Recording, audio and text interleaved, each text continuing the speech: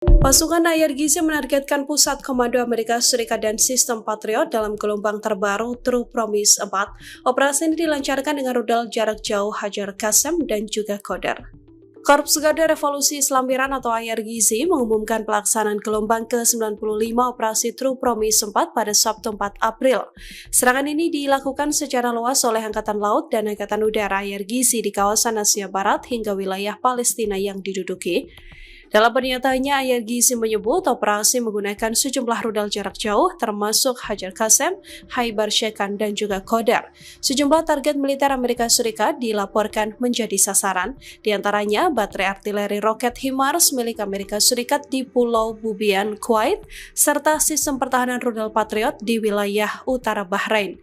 IRGC juga mengklaim menyerang lokasi operator sistem rudal buatan Amerika Serikat dan fasilitas yang menampung komandan serta struktur militer Amerika di Uni Emirat Arab.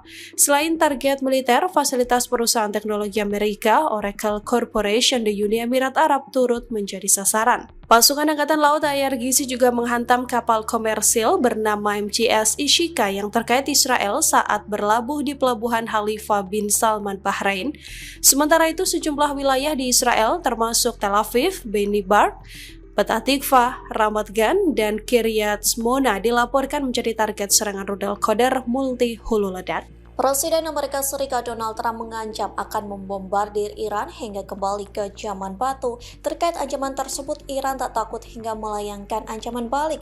Iran mengklaim memiliki gudang senjata yang tersembunyi. Ancaman balik itu disampaikan juru bicara militer Iran, Letnan Kolonel Ibrahim Soulfakari pada Kamis 2 April. Ia menanggapi pernyataan Trump yang berisi ancaman untuk Teheran. Ibrahim Soulfakari menegaskan Iran menyimpan persediaan senjata dan amunisi yang tersembunyi. Pihaknya menyebut situs-situs yang ditargetkan Amerika Serikat selama ini merupakan target yang tidak signifikan. Pasalnya, Iran disebut memproduksi militer strategis di lokasi yang tersembunyi hingga tidak bisa dijangkau Amerika Serikat. Pernyataan senada disampaikan Komando Operasional Militer Qatam Al-Anbiya yang menegaskan militer Iran bersumpah akan melakukan serangan penghancuran terhadap Amerika Serikat dan Israel. Diketahui dalam pernyataannya pada Rabu 1 April malam, Trump menyebut perang melawan Iran hampir tercapai. Trump mengatakan tujuan-tujuan Amerika Serikat juga hampir tercapai. Lantas ia mengancam akan menyerang Iran hingga membuatnya kembali ke zaman batu. We've done actually much better than I thought, but we had to take that little journey to Iran to get rid of this horrible threat. With our historic tax cuts, where people are just now talking about receiving larger refunds than they ever thought possible.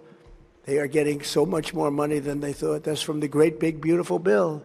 Our economy is strong and improving by the day, and it will soon be roaring back like never before. It will top the levels that it was a month ago.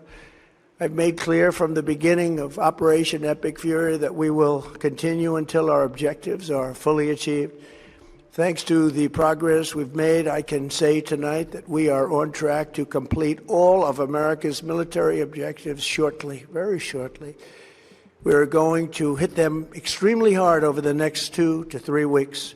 We're going to bring them back to the Stone Ages where they belong. Negara-negara Teluk berupaya menggunakan kekuatan militer untuk membuka kembali Selat Hormuz. Bahkan negara-negara Teluk yang dipimpin Bahrain berupaya mendapatkan otorisasi dari Dewan Keamanan PBB. Sementara Rusia, China, dan Prancis memveto resolusi yang diusulkan tersebut. Namun Dewan Keamanan PBB telah menunda pemungutan suara terkait upaya yang dilakukan negara-negara Teluk. Seharusnya pemungutan suara itu dilakukan pada Jumat 3 April pagi. Namun pada Kamis malam jadwal tersebut ditunda dengan alasan bertepatan dengan Jumat Agung yang merupakan hari libur umum. Sementara negara-negara Teluk menilai penundaan itu hanyalah alasan yang dibuat-buat. Pasalnya pemungutan suara yang jatuh pada Jumat Agung sudah diketahui ketika pertama kali diumumkan. Kemudian Rusia, China, dan Prancis merupakan negara pemegang hak veto di Dewan Keamanan PBB. Ketiga negara itu secara tegas menolak soal penggunaan kekuatan militer untuk membuka kembali Selat Hormuz. Presiden Prancis Emmanuel Macron menggambarkan opsi militer sebagai tindakan tidak realistis. Ia memperingatkan bahwa penggunaan kekuatan militer justru meningkatkan ancaman. Macron pun mengingatkan kepada negara-negara Teluk bahwa Iran memiliki kemampuan rudal balistik yang signifikan.